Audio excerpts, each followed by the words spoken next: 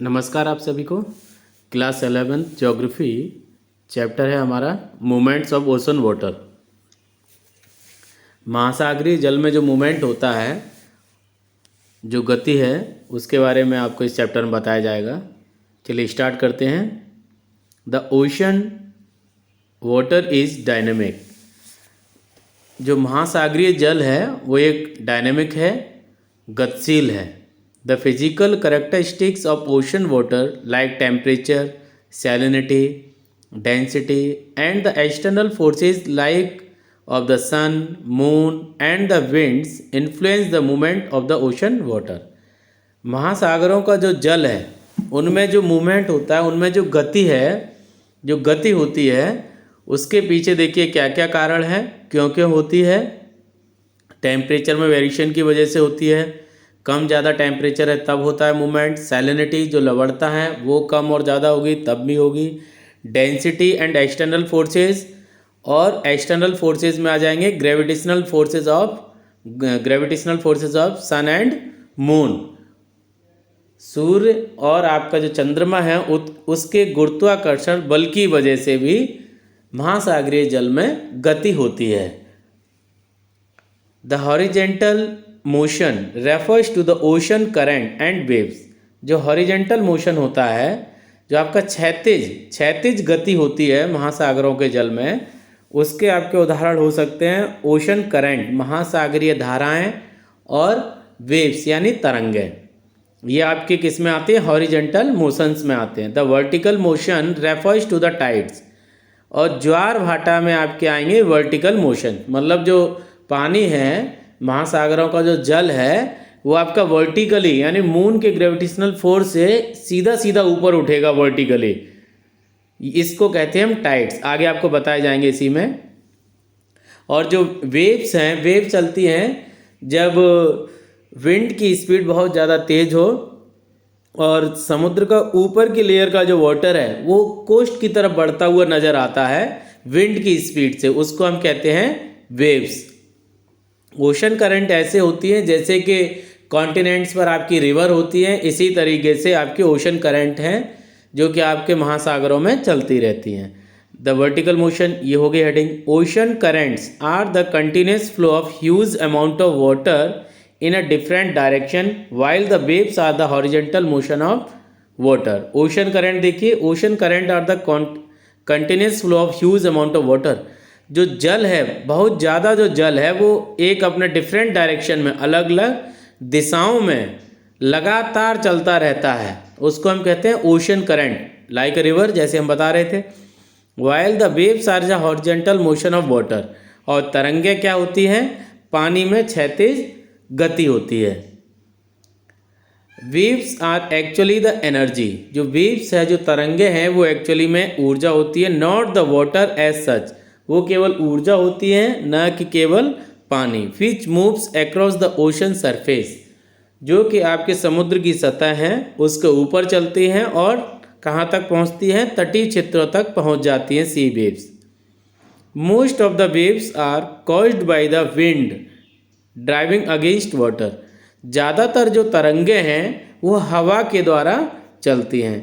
A wave size and shape reveals its origin.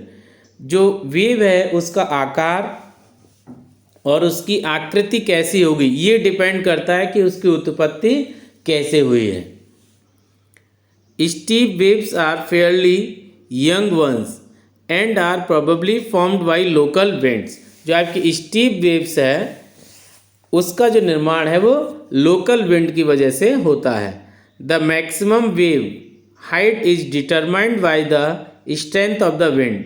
अब इसमें देखिए मैक्सिमम वेव हाइट, जो आपकी तरंग है उनकी अधिकतम जो ऊंचाई है, जैसे तरंगें चलती है तो ऊपर लहरें दिखती हैं कि हाँ लहर ऊपर गई फिर नीचे गई, तो ये देखिए किस पे होता है, किससे डिपेंड होता है?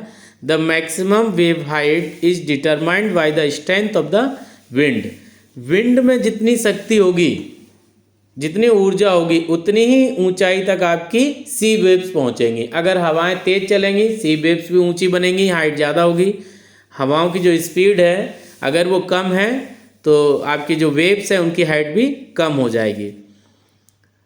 नेक्स्ट हेडिंग है the periodical rise and fall of sea level, लगातार सी लेवल का ऊपर बढ़ना और नीचे गिरना, वंस और ट्वाइस ए डे, एक दिन में एक बार या दो बार सागर तट का ऊपर उठना, मतलब सागरी जल का ऊपर उठना और नीचे गिरना, mainly due to the attraction of the sun and the moon is called a tide. ये प्रमुखतः समुद्री जल का ऊपर उठना और नीचे गिरना दिन में एक बार या दो बार, इसको हम कहते हैं ज्वार भाटा अर्थात tides. Movements of water caused by meteorological effect are called surges. जो मूवमेंट ऑफ वाटर, जो आपके जल में जो गति हो रही है मेट्रोलॉजिकल इफेक्ट की वजह से, उनको हम कहते हैं surges. Centrifugal forces is the force that acts to counter balance the gravity. जो सेंट्रीफ्यूगल फोर्स है इसकी वजह से क्या होता है, काउंटर बैलेंस ऑफ ग्रेविटी। जो ग्रेविटी है, जो आपके गुरुत्वाकर्षण बल है, उसमें काउंटर बैलेंस होता है। Centrifugal force is also responsible for causing tide. Centrifugal force की वजह से भी टाइड्स उत्पन्न होते हैं। ऐसा होता है जैसे कि अर्थ के सामने अगर मून है तो मून खींच रहा है, ग्रेविटेशनल फोर्स है मून के पास भी, तो वाटर ऊपर जाएगा तो मून के ही डायरेक्शन में जाएगा, मून के डायरेक्शन में जाएगा जिधर मून है।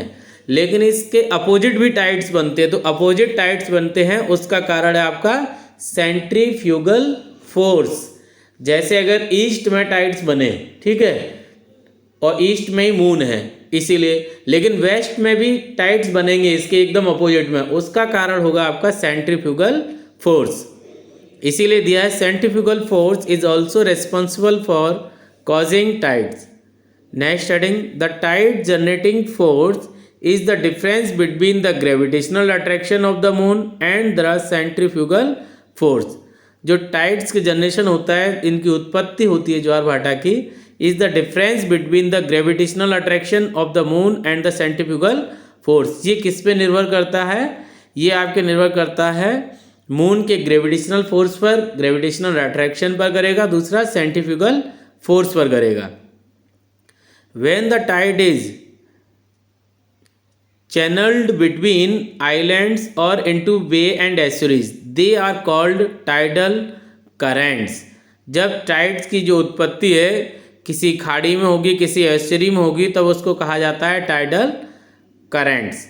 Tides vary in their frequency, direction and movement from place to place and also from time to time. जो टाइड्स हैं उनमें आप जो वारंवारता देखेंगे, उसके जो डायरेक्शन देखेंगे, उसमें मूवमेंट देखेंगे, जो अलग अलग जगह पर अलग अलग समय में मिल जाएगा देखने के लिए। मतलब एक ही समय में पूरी अर्थ पे नहीं आते टाइड्स, अलग अलग समय में आते हैं, अलग अलग जगह पर ही आपके टाइड्स आते हैं।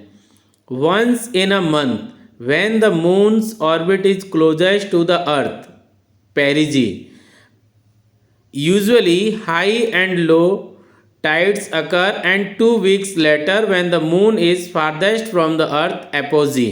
दो टर्म है यहाँ, perigee and apogee. The moon's gravitational force is limited and the tidal ranges are less than their average heights. इसमें देखिए वंस इन अ मंथ, महीने में एक दिन, एक बार क्या होता है, when the moon's orbit is closest to the earth, जब मून की जो ऑर्बिट है पृथ्वी के सबसे नज़दीक होती है, इसको बोलते हैं हम पेरिजी। अब पेरिजी होगा, मून सबसे ज़्यादा अर्थ के नज़दीक होगा, तब क्या होगा, आपके हाई टाइड्स आएंगे, high tides and low tides occur when the 2 weeks later. और देखिए आपके दूसरा आपको मिल जाएंगे, ये तो हाई टाइड्स हो गए जब आपके मून अर्थ के सबसे ज़्यादा क्लोज है, कब है, पेरिजी में। दूसरा है एपोजी। एपोजी का मतलब है जब मून अर्थ से सबसे ज़्यादा दूर है, उसको बोलते हैं एपोजी। जब ज़्यादा दूर होगा तब टाइड्स कम आएंगे, नॉर्मल जो हाइट होती है उससे कम आएंगे, इसको बोलते हैं हम लो टाइड्स। ये आपके दिया यहाँ से 2 week later. The time between the high tides and low tides when the water is falling is called the ebb. आप देखिए हाई टाइड्स और लो टाइड्स के बीच में जो रहता है पानी का ऊपर बढ़ना और नीचे गिरना, इसको कहा जाता है एब कहा जाता है। The time between the low tides and high tides when the tide is rising is called the flow and flood. अब ये वो बीच का समय है जो आपके हाई टाइड्स ऊपर बढ़ता है ना, हाई टाइड्स और लो टाइड जो ऊपर बढ़ रहे हैं मतलब पानी ऊपर जा रहा है, पानी ऊपर की तरफ बढ़ रहा है, तो इसको कहा जाता है फ्लो एंड फ्लड। जब कम होता है पानी, वाटर इज फॉलिंग, इसको कहा जाता है एब। इसके बाद आगे बढ़ते हैं, नेक्स्ट हेडिंग देखिए, ocean current are like river flow in oceans. Ocean current है, महासागरीय धाराएं हैं, वो ऐसे बहती हैं जैसे नदियां बहती हैं, ठीक है। लेकिन ये नदियां कहाँ पर बहती हैं? महासागरों में बहती है, ओशंस में बहती है। इनको कहा जाता है ocean currents. Ocean current are influenced by two types of forces, namely primary forces that initiate the movement of water and secondary forces that influence the currents to flow। तो देखिए जो महासागरीय धारा हैं वो क्या प्रभावित करती हैं? दो प्रकार के इसमें फोर्स हैं। एक प्राइमरी फोर्स, ये क्या करेगा? Initiate the movement of water, जो पानी में जो तुरंत मूवमेंट होने लगता है। सेकेंडरी फोर्सेस है, ये क्या करेंगे? Influence the currents to flow, इसकी वजह से जो ओशन की करंट है उनमें मूवमेंट होने लगता है। The large accumulations of water and the flow around them are called gyres. The large accumulation of water, जो ज़्यादातर जो आपका पानी है उसका एक्यूमुलेशन होता है एंड फ्लो, और उसमें बहाव भी होता है, around them are called gyres. Water with high salinity is denser, जिस वाटर में ज़्यादा सैलिनिटी होती है उसकी डेंसिटी ज़्यादा होती है। Then water with low salinity, जिस वाटर में आपकी कम लवणता होगी। And in the same way cold water is denser, और इसीलिए आप देखेंगे जो कोल्ड वाटर है वो same way cold water is denser than the warm water. आप देखिए यही यहाँ पे बताया, जो कोल्ड वाटर है वो ज़्यादा डेंसर होता है गर्म वाटर की अपेक्षा। तो इसमें दो चीज़ें हो गई, high salinity is denser, high salinity है वो डेंसर हो जाएगा, लो सैलिनिटी एक कम डेंस होगा। कोल्ड वाटर ज़्यादा डेंस होगा और आपका वार्म वाटर है वो कम डेंस होगा। The ocean currents may be classified based on their depth as surface currents and deep water currents. जो महासागरीय धारा हैं उनको हम दो भागों में बांट सकते हैं गहराई के आधार पर। एक तो सरफेस करंट यानी जो ऊपर बहती हैं धाराएं, दूसरा डीप वाटर करंट गहरे जल में गहरे जल की धाराएं, मतलब सतही धारा हो जाएगी, गहरे जल की धारा हो जाएगी। Ocean currents can also be classified based on temperature, तापमान के आधार पर भी महासागरीय धाराओं का वितरण किया जाता है।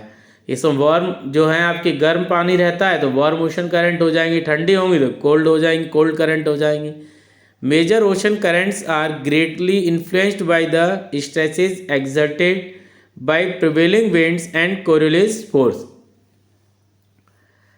अब जो आपके ओशन करंट है ज़्यादातर किससे प्रभावित होती है आपकी? एक तो प्रिवेलिंग विंड से जो आपकी परमानेंट विंड है, और दूसरा कोरियोलिस फोर्स। कोरियोलिस फोर्स मतलब अर्थ के रोटेट होने की वजह से कोरियोलिस फोर्स जनरेट होता है।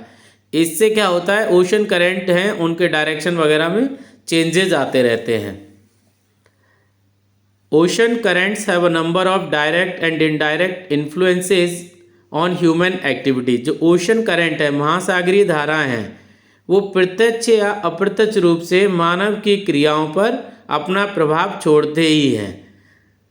तो ये था आपका चैप्टर, इसमें पूरी समरी आपको बता दी गई है। अभी इतना ही, अब हम नेक्स्ट चैप्टर लेकर आएंगे आपके सामने जल्दी ही। थैंक यू, जय हिंद।